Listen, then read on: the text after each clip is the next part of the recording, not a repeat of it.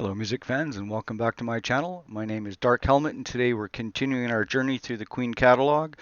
We just finished off Queen 1 last week, so now we're moving on to my personal favorite Queen album. That is Queen 2, as you can see here. So what about this album? This one was released in March of 1974, about 8 months after the release of Queen 1. And it's interesting because Queen 1 was actually delayed for several months before it was released. And during that time, Queen was doing a lot of work on the Queen 2 album. So by the time the first album was released, the second album was, for the most part, already laid down. They just had some engineering to do at the end. So they delayed it, of course, well, for a couple of reasons. They delayed it, one, because they didn't want so little time between the first album and the second album. And two, in 1973, there was a global oil crisis, and it was actually hard getting their hands on the vinyl to print the album. So for those two reasons, the album actually got delayed and pushed back into early 1974. This one was also produced by Roy Thomas Baker and a gentleman by the name of Robin Cable. Robin Cable did a couple songs on the album. I think Nevermore, Funny How Love Is. And he was the guy who produced Freddie Mercury when he did his Larry Lyric song. So there's a bit of a connection there. So they brought him onto this album for a couple songs. John Anthony, who was the co-producer on the first album, apparently had a lot of conflict with Freddie Mercury, so they decided not to bring him back for the second album. So here's my album, anyways, of Queen 2. This is the first Queen album I've ever purchased, so this album here is probably, I don't know, 45 years old. And the picture on the front here was taken by a gentleman named Mick Rock, who was a very famous photographer.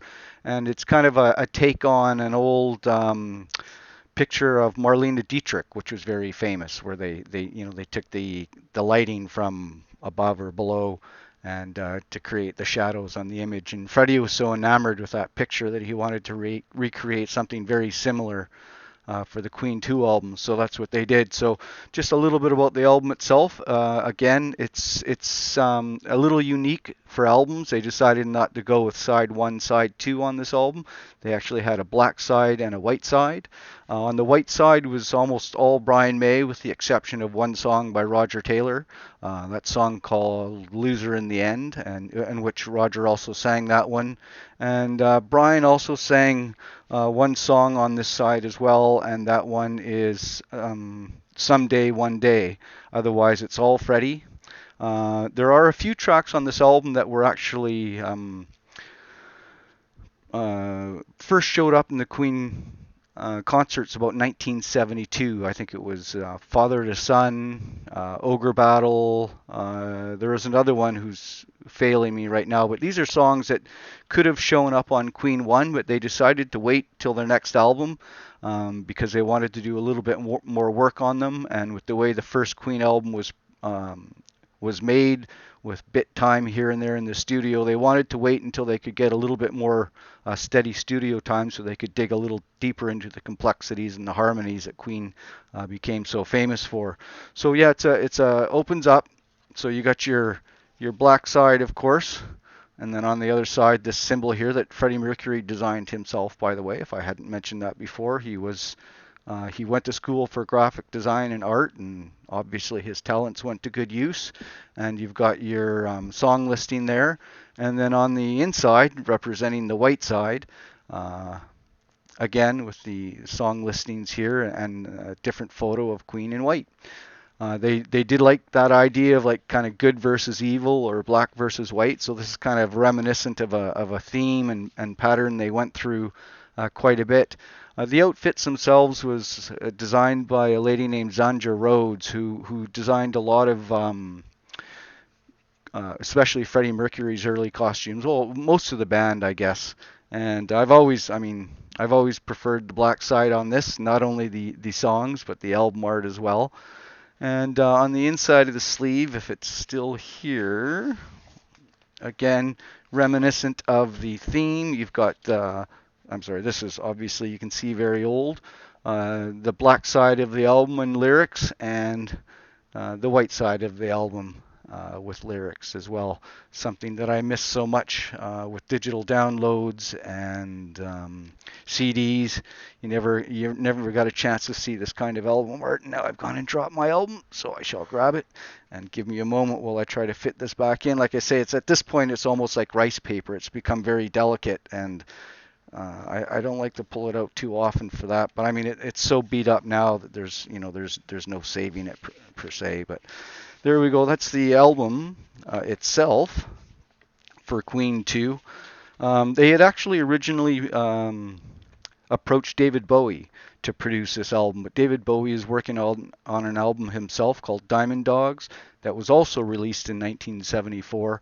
So he didn't have the time to produce the album, but that's very interesting to note. Queen were big Bowie fans early on. I was a big Bowie fan early on, actually, and so yeah. They, of course, collaborated many, many years later on Under Pressure. They had been friends for a long time. And yeah, David Bowie said no because he is working on his own thing. 74 is a very interesting year in music. A lot of the next generation of big bands kind of came out with their first albums in 1974. Kiss came out with their first album in 1974. Judas Priest came out with their first album in 1974, and another of my favorite groups, Rush.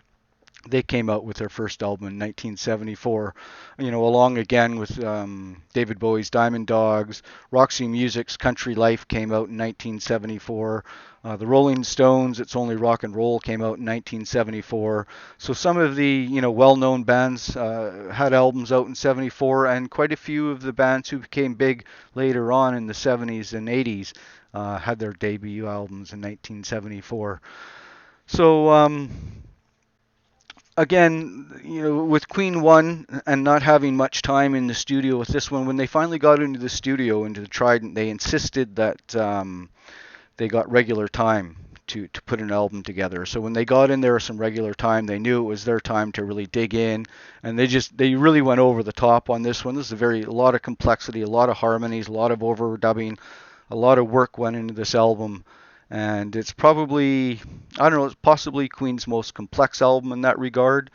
Critically, it had kind of mixed reviews, but Queen fans and a lot of musicians actually always mention this album when they're talking about Queen. And I can think of a couple in particular. Axl Rose had mentioned this as one of the most influential albums in his career. Of course, went on to be the frontman for Guns N' Roses, and Billy Corgan from the Smashing Pumpkins, who were also very big in the 80s and late 70s. He also lists this album as very influential on his career. The album itself went to, I believe, number 5 in the UK. Got a little closer to a number 1, a little more popular in that regard than Queen 1 was, although again, it wasn't a huge hit. It did come up with Queen's first hit, Seven Seas of Rye, and unlike Keep Yourself Alive, when they released Seven Seas of Rye, or they deciding on that song to be the release, they kept in mind that they didn't want to have a song that had a long introduction, because that's kind of what stopped Keep Yourself Alive from getting airplay. They didn't like the 30 seconds of instrumental at the beginning before they got into the lyrics. So when they decided on Seven Seas of Rye, they were be sure that the song, opened up quickly with some lyrics so it could get some airplay. And it worked, because it ended up being their first hit song. And yeah, I guess in the US, I think it hit number 49, so Queen hadn't really made an impact in the US yet. It was shortly after the release of this album that they did go on to tour in North America with Mott the Hoople. And it was at the end of that tour, I believe, that Brian May got quite sick, and they had to call the tour short because Brian had to go home. And and the sickness actually led into him being worried that he was going to get kicked out of the band, and that's when he went to write some of the music for the next album, Sheer Heart Attack. Of course, the band were never going to kick him out. I mean, he was an important part of the band, and the band had long decided to stick together.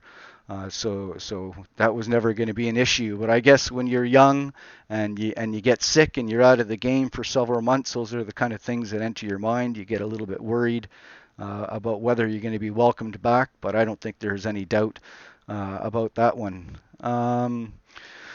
Another thing to note is, like the Queen 1 album, John Deacon was listed as Deacon John, and on the first pressing of this album, they also had Deacon John, but at that point the band had decided that they wanted to stick with John Deacon, so they kind of had to fight tooth and nail to get John's name corrected on the album. So yeah, this is the first time he shows up as John Deacon. Roger Taylor was still Roger Meadows Taylor at the time. And the working title for the album actually was Over the Top. And I don't think the production company liked the title very much, so they decided, I guess, just to go with Queen 2. But Over the Top could have been the name of this album. And it kind of made sense because I think when they went into it, that's exactly what they were expecting to do with the album. They wanted it to go like over the top. And I don't know if I mentioned before, but there are songs in this album that were actually written long before the album, uh, before they went into the studio to make the album. In fact, a couple of the songs were written before even the first Queen album came out, and they just wanted to delay that a little bit because they felt the song is going to need a little more work in the studio, a little more complex. Father or Son, Ogre Battle, and White Queen, I believe, they all first showed up in with Queen playing them around 1972 live. And yeah, like I say, they didn't make it on the first album because they just didn't have the time to address those songs in the quality and complexity that they wanted to. So, I mean, what else to say about this album? It's become, somewhat of a cult classic amongst Queen fans. The album art itself, as you can see, is very familiar. They went on to use this one in the Bohemian Rhapsody video, which became a very famous video, and it's made appearances throughout the years. It made another appearance at the end of One Vision, the music video for that. So over the next couple of weeks, we're going to be dabbling into the music of Queen 2. There are a few songs on this album, and Queen did it a few times through their career, especially early on. They have some songs that would kind of blend right into the other one.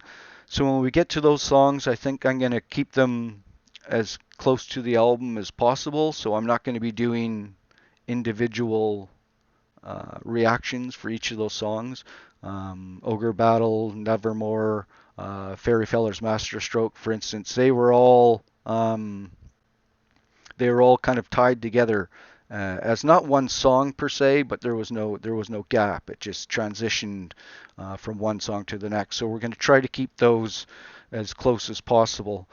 Brian May wrote all the music on the first side. I did mention that, I believe, and Roger Taylor had one song. So much like the first album, it was about split 50-50, pretty close between Freddie and Brian. Roger had the one song on there which he sang himself, which he did sing most early on. He would always sing his songs that he wrote. And John still hadn't shown up with a cut yet. And yet he became, he wrote such amazing songs, and as Queen went on, he actually wrote some of their bigger hits as well. So where do we go from here? We go to the first song, which will be coming soon, and it's going to be the first of what I was talking about before, kind of transition songs. It starts out with Procession, and then moves into Father to Son. A procession is just a very short instrumental. It's kind of like a funeral march, but it's all done with guitar and overdubbed guitars. And then that transition cleanly into Father to Son, which is what I consider the first of the Queen epic songs. And by epic, I don't necessarily mean they're masterpieces per se, although many of their epic songs did end up being their masterpieces. But it's a very grand song. It's quite long. It's complex. It's got some good messaging. And yeah, I mean, I hope you look forward to that. So that's what we have for you coming up. This is the early review of the Queen 2 album. And again, at the end of the album, once we go through all the songs, we'll do a little bit of a flashback, and we'll do our rating system through this album as well. So follow along, give us your ratings as we go song to song. And at the end of it, I'm very curious to see how, not just how you guys rate this one, but I'm very curious to see how I'm going to rate this one myself. So there we go. Down below, you'll see my Gmail, DarcHelmutMusic at gmail.com. Please use that if you have anything you want to add. I want to get to know all you guys a little better. So if there's something you want to tell me about yourself, I like having these connections. Part of the joy that I get from doing this channel is meeting so many people, and so many people from all over the world. It's amazing how many people in how many countries now are actually watching my videos, which makes me feel great because I've always been curious of different people, different cultures. I have a very open mind in that regard. So I'd love to hear more about you guys, and yeah, if you have something to say, contact me there. I am going to start up. I told myself if I ever hit 1,000 subs, I'd start up a Patreon account. So I think I'll do that. I'll have to take a look at it and just see exactly how it works. I haven't really dabbled in it because I didn't really expect to hit 1,000 so quickly. And many thanks to so many of you as well to help me get there. Like when I started this channel, I would have been happy getting 25 people. I actually would have been impressed with that. And then I got to 100, and I was pretty excited about that. And now that I'm up to 1,000, which is, like I say, many thanks to you Queen fans and to the BTS fans as well. They really helped push me over the top. So, yeah, if you want to support me or send a tip or donation, I also leave a PayPal link below, and a link to my Amazon wish list if anybody wishes to take a look at that and think they might want to send me something. That would be greatly appreciated as well. So there we go. To follow shortly, probably in the next, as I did with the last album, I'm going to try to get one cut out at least a day. And with a lot of these songs tied in together, we'll probably get through this album pretty quickly. But that's okay because Queen's got a big catalog, and we'll just keep moving forward. So thank you very much, as usual. If you have yourselves a great evening, a great afternoon, a great morning, wherever you are in the world. And I look forward to more and hope to see you all there.